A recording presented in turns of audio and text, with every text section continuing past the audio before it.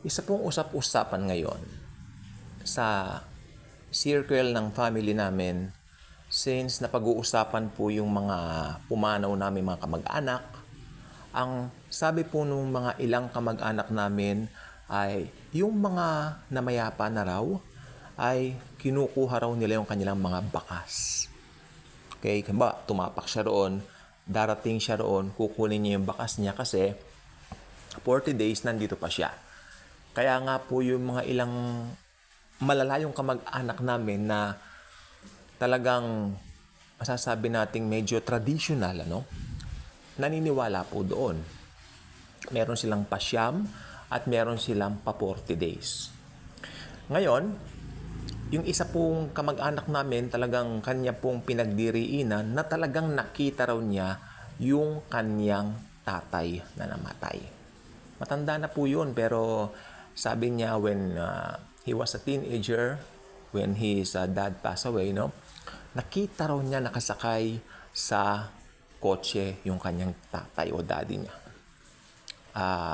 Siyempre, nung naririnig ko po yan, I was so young at hindi pa po ako nakakakilala rin kay Jesus during that time.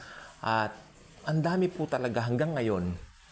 Kaya po ako nag-vlog kasi yesterday, ganyan din po yung sinasabi nila kinukuha raw yung bakas nung patay. Hindi pa siya aalis, nandito pa siya while getting his steps. Meron po ba tayong mababasa na yung patay kukunin yung steps niya, yung bakas niya? Wala po. Pero ang masasabi ko lang po, pag namatay na po ang isang tao, diretso po sa kanyang eternal destination, whether in heaven or in hell. Wala po tayong tinatawag na in-between o yung gitna. Sapagkat kung ganun po pala, di malalabag po natin yung nakasulat sa Holy Scriptures, sa Bible. The Scriptures clearly teaches that, it says that once a man dies, is the judgment. Agad-agad po yun. Ibig sabihin po noon, kung ano yung naging decision mo dito sa lupa, tinanggap mo ba ang Panginoong Jesucristo o nireject mo siya? Kung tinanggap mo siya, nakakatiyak ka ng eternal life. Then, kung buong buhay mo hindi mo nakilala si Jesus, eternal punishment in hell. Literal hell. Pero, tanungin niyo po, pag namamatay po ba ngayon yung mga tao? Yan, usap po tayo. Real talk. Pag namamatay ngayon yung mga tao, saan pumupunta? Immediately, right after death. Okay. Pag believer, since bukas na po ang third heaven, ang mga believers po ngayon ay pupunta sa langit. Where Jesus, where Jesus is. Kung saan si Jesus ngayon, doon po, makikita natin si Jesus kung ikaw ay daratnan na ng kamatayang physical habang hindi pa nagra-rapture. Yes, third heaven. Sa langit, didiretso po ang kaluluwa ng isang believer. Ngayon, ito po ang siste. Ito po ang katanungan. Yung mga unbeliever, yung mga hindi tumanggap sa Panginoong Hesukristo, saan pupunta ang kanilang mga kaluluwa? Well, sa Hades. Hades. Ang Hades po ay isinasalin rin pong hell sa ibang kasulatan. Sorry. Ang ibang kasulatan po sinasalin siyang hell, pero Hades po yon. Pag sinabi mong Hades, makikita po natin, kung titingnan natin yung mga parabola o yung mga parable ni Jesus, like yung si Abraham at ang mayaman, di ba? Yung si Lazaro, di ba? Si Lazaro yung pulubi, tapos si Abraham yung kumakatawan sa Panginoong Hesukristo, tapos yung mayaman, the rich man, di ba? Yung rich man, namatay sila, napunta yung rich man sa hell, di ba?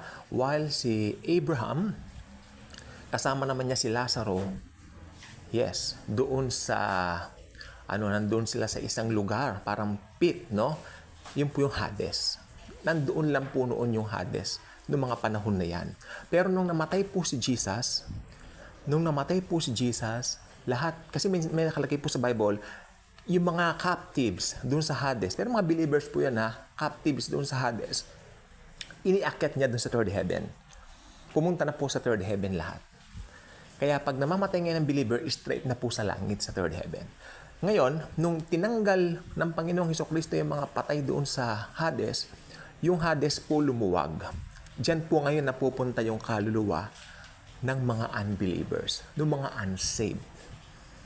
Why? There, they will wait for the white throne judgment. Alam niyo yung white throne judgment, ito yung judgment ni Jesus sa mga unbelievers. White throne judgment. Then, tayo mga believers, may judgment din po tayo. Ito yung tinatawag na Bema Seat of Christ. Mas maganda po yon. Judgment yun sa believers, hindi para husgahan ka na pupunta ka sa impyerno. Hindi. Para bigyan ka ng rewards kung paano mo isinapamumuhay ang pag-share ng good news ni Jesus dito sa lupa. Ganun po yon. Okay? So ngayon, nasaan ngayon yung mga namamatay na unbelievers, yung mga unsaved? Nasa Hades, nasa Hades. Pag dumating na yung white throne judgment, hahatulan sila ni Jesus para pumunta sila sa impyerno magpakailanman. Gehenna na po ang salin doon. Gehenna. Bibigyan yung mga tao na namatay na yan, kasi sabi ng Bible sa Revelation, at iniluwan ng dagat ang mga patay na nasa kanya. Meaning, napakaraming patay nun. Okay? Since yung mga namatay na unbelievers ever since, hanggang sa mga panahon na yon, sila po yung iluluwa nitong dagat na ito. Niluwa ng dagat ang mga patay, yung mga dedo, no, na ever since. Pero, nung niluwa sila, binigyan sila ng laman. Binuhay din sila, niresurrect sila para itapon ng walang hanggan sa asupre at sa apoy na literal, ha? Literal na apoy yan. Place of torment, place of torture. Literal po yan. Doon na sila itatapon para sunugin magpakailan-kailan pa man. Walang katapusang paghihirap sa impyerno. Totoo pong may impyerno. Literal hell.